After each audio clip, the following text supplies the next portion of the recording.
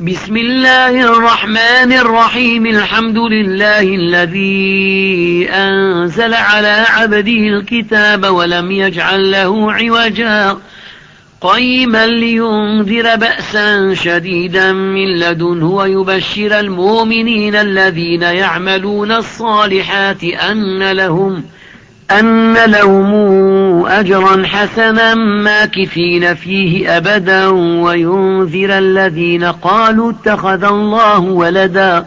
ما لهم به من علم ولا لآبائهم كبرت كلمة تخرج من أفواههم إن يقولون إلا كذبا فلعلك باخع نفسك على آثارهم إن لم يؤمنوا بهذا الحديث أسفا إنا جعلنا ما على الأرض زينة لها لنبلوهم أيهم أحسن عملا وإنا لجاعلون ما عليها صعيدا جرزا أم حسبت أن أصحاب الكهف والرقيم كانوا من آياتنا عجبا إذا والفتية إلى الكهف فقالوا ربنا آتنا من لدنك رحمة وهيئ لنا من أمرنا رشدا فضربنا على آذانهم في الكهف سنين عددا ثم بعثناهم لنعلم أي الحزبين أحصى لما لبثوا أمدا نحن نقص عليك نبأهم بالحق إنهم فتيتنا آمنوا بربهم وزدناهم هدى وربطنا على قلوبهم إذ قاموا فقالوا ربنا رب السماوات والأرض لن ندعو من دونه إلها لقد قلنا إذا شططا هؤلاء قوم اتخذوا من دونه آلهة لولا ياتون عليهم بسلطان بين فمن أظلم ممن افترى على الله كذبا وإذ اعتزلتموهم وما يعبدون إلا الله فأووا إلى الكهف ينشر لكم ربكم من رحمته ويهيئ لكم من أمركم مرفقا وترى الشمس إذا طلعت تزاور عن كهفهم ذات اليمين وإذا غربت تقرضهم ذات الشمال وهم في فجوة منه ذلك من آيات الله من يهد الله فهو المهتد ومن يضلل فلن تجد له وليا مرشدا وتحسبهم أيقاظا وهم رقود ونقلبهم ذات اليمين وذات الشمال وكلبهم باسط ذراعيه بالوصيد لو اطلعت عليهم لوليت منهم فرارا ولملئت منهم رعبا وكذلك بعثناهم ليتساءلوا بينهم قال قائل منهم كم لبثتم قالوا لبثنا يوما أو بعض يوم قالوا ربكم أعلم بما لبثتم فابعثوا أحدكم بورقكم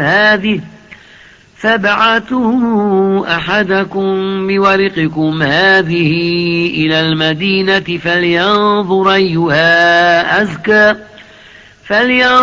أيها أزكى طعاما فلياتكم برزق منه وليتلطف ولا يشعرن بكم أحدا إنهم إن يظهروا عليكم يرجموكم أو يعيدوكم في ملتهم ولن تفلحوا إذا أبدا وكذلك أعثرنا عليهم ليعلموا أن وعد الله حق وأن الساعة لا ريب فيها إذ يتنازعون بينهم أمرهم فقالوا ابنوا عليهم بنيانا ربهم أعلم بهم. قال الذين غلبوا على أمرهم لنتخذن عليهم مسجدا سيقولون 3 رابعهم كلبهم ويقولون 5 سادسهم كلبهم رجما بالغيب ويقولون 7 وثامنهم كلبهم قل ربي أعلم بعدتهم ما يعلمهم إلا قليل فلا تمار فيهم إلا مراء ظاهرا ولا تستفت فيهم منهم أحدا ولا تقولن لشيء إني فاعل ذلك غدا إلا أن يشاء الله واذكر ربك إذا نسيت وقل عسى أن يهديني ربي لأقرب من هذا رشدا ولبثوا في كهفهم 300 سنين وازدادوا 9 قل الله أعلم بما لبثوا له غيب السماوات والأرض أبصر به وأسمع ما لهم من دونه من ولي ولا يشرك في حكمه أحدا واتل ما أوحي إليك من كتاب ربك لا مبدل لكلماته ولن تجد من دونه ملتحدا واصبر نفسك مع الذين يدعون ربهم بالغداة والعشي يريدون وجهه ولا تعد عيناك عنهم تريد زينة الحياة الدنيا ولا تطع من أغفلنا قلبه عن ذكرنا واتبع هواه وكان أمره فرطا وقل الحق من ربكم فمن شاء فليؤمن ومن شاء فليكفر إنا أعتدنا للظالمين نارا حاط بهم سرادقها وإن يستغيثوا يغاثوا بماء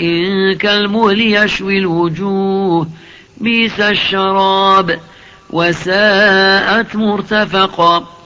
إن الذين آمنوا وعملوا الصالحات إنا لا نضيع أجر من أحسن عملا أولئك لهم جنات عدن تجري من تحتهم الأنهار يحلون فيها من أساور من ذهب ويلبسون ثيابا خضرا من سندس واستبرق متكئين فيها على الأرائك نعم الثواب وحسنت مرتفقا واضرب لهم مثلا الرجلين جعلنا لأحدهما جنتين من أعناب وحففناهما بنخل وجعلنا بينهما زرعا كلتا الجنتين آتت أكلها ولم تظلم منه شيئا وفجرنا خلالهما نهرا وكان له ثمر فقال لصاحبه وهو يحاوره أنا أكثر منك مالا وأعز نفرا ودخل جنته وهو ظالم لنفسه قال ما أظن أن تبيد هذه أبدا وما أظن الساعة قائمة ولئن رددت إلى ربي لأجدن خيرا منهما منقلبا قال له صاحبه وهو يحاوره أكفرت بالذي خلقك من تراب ثم من نطفة ثم سواك رجلا لكن هو الله ربي ولا أشرك بربي أحدا ولولا إذ دخلت جنتك قلت ما شاء الله لا قوة إلا بالله إن ترني أنا أقل منك مالا وولدا فعسى ربي أن يؤتيني خيرا من جنتك ويرسل عليها حسبانا من السماء فتصبح صعيدا زلقا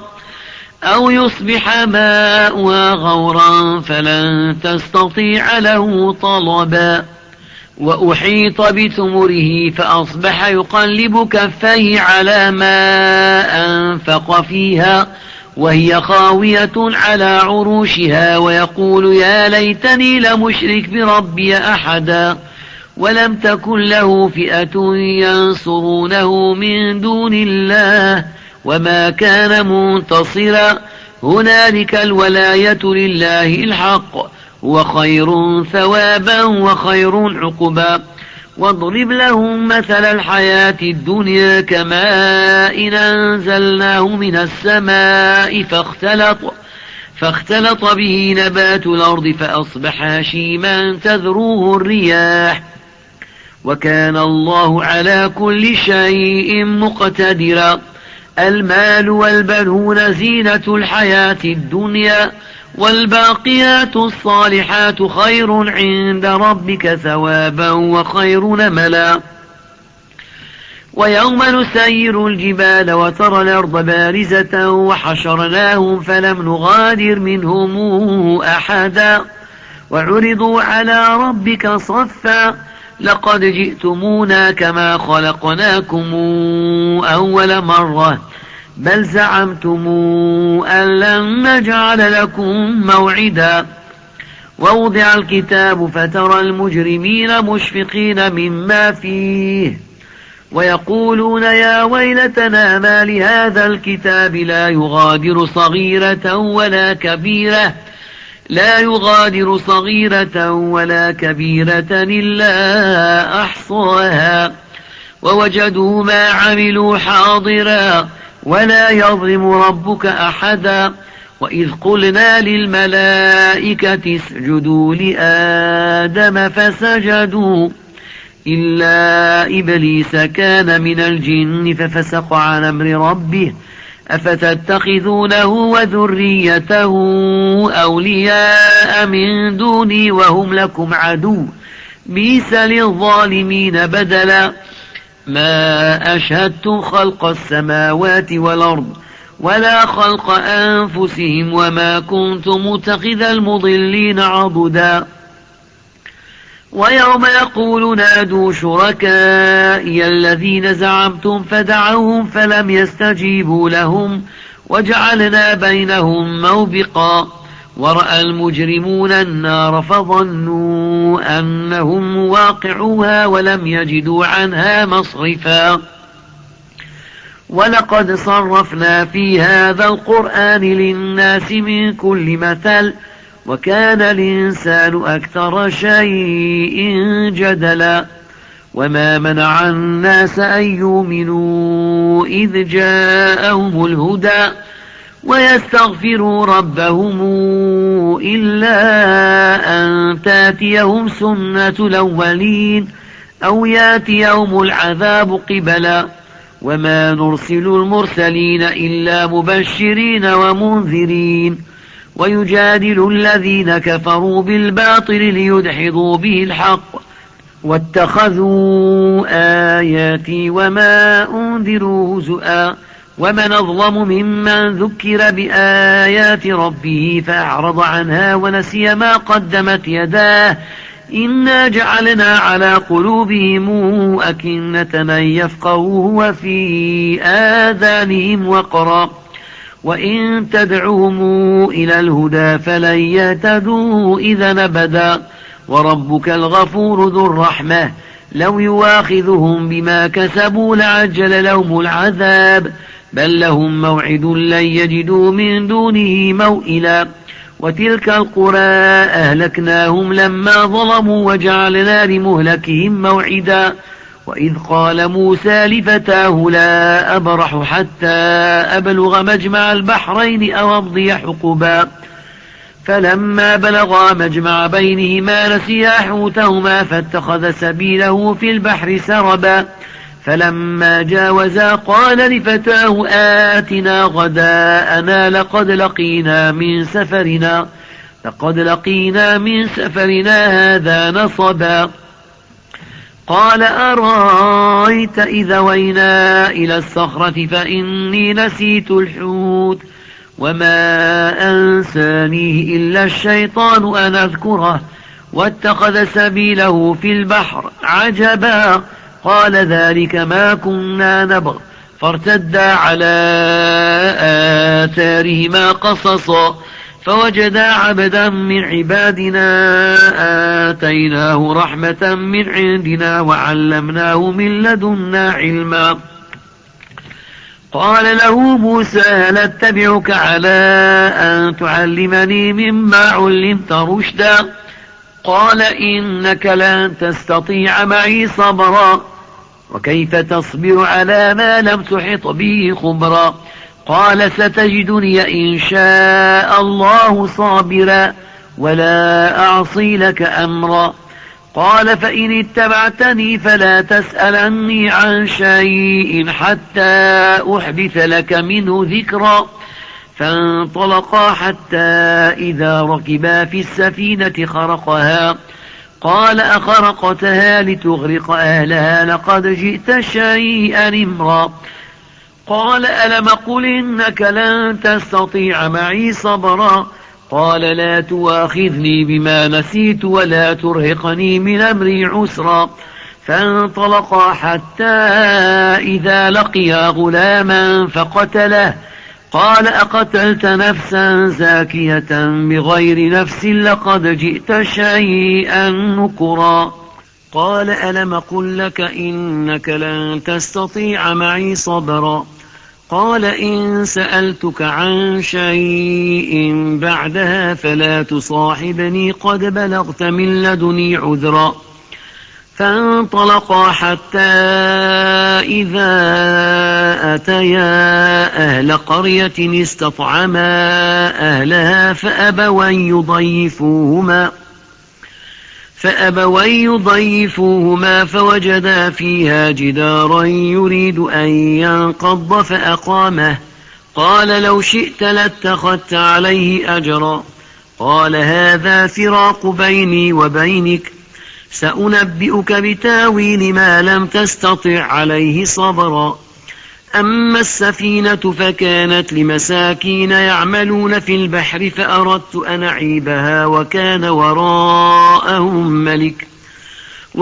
وراءهم ملك يأخذ كل سفينة غصبا وأما الغلام فكان أبواه مؤمنين فخشينا أن يرهقهما طغيانا وكفرا فأردنا أن يبدلهما ربهما خيرا منه زكاة وأقرب رحما وأما الجدار فكان لغلامين يتيمين في المدينة وكان تحته كنز لهما وكان أبوهما صالحا فأراد ربك أن يبلغا أشدهما ويستخرجا كنزهما رحمة من ربك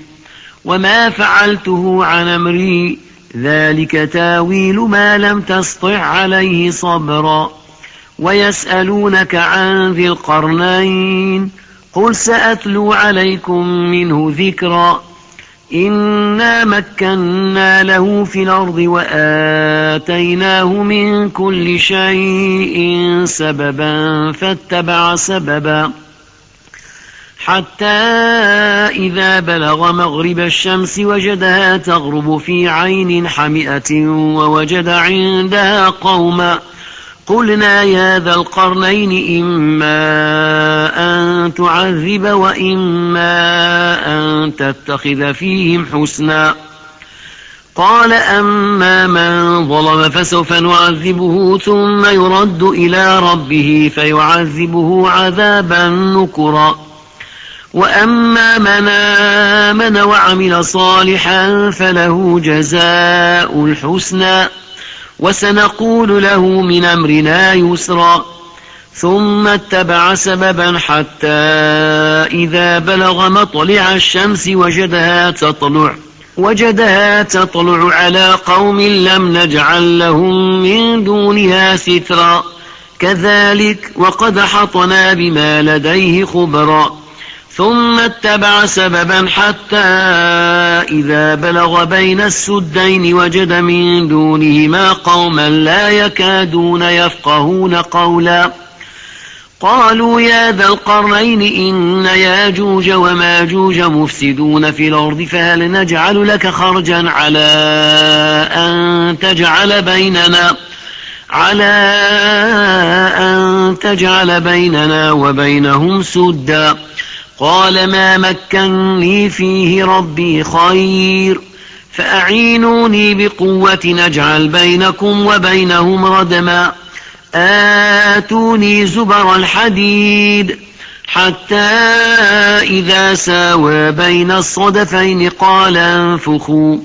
حتى إذا جعله نارا قال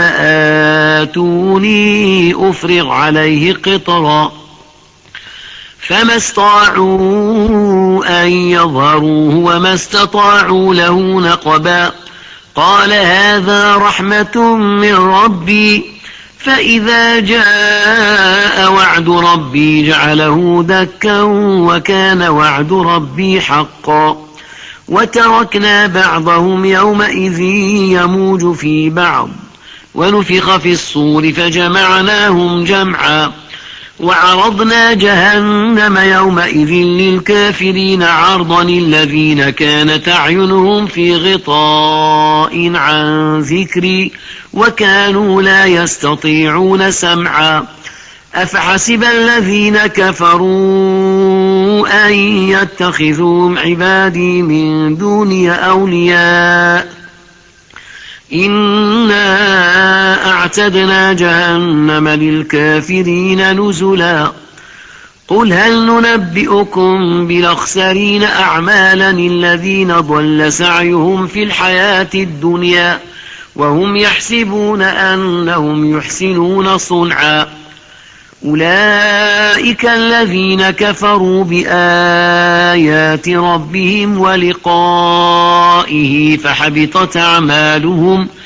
فحبطت أعمالهم فلا نقيم لهم يوم القيامة وزنا ذلك جزاؤهم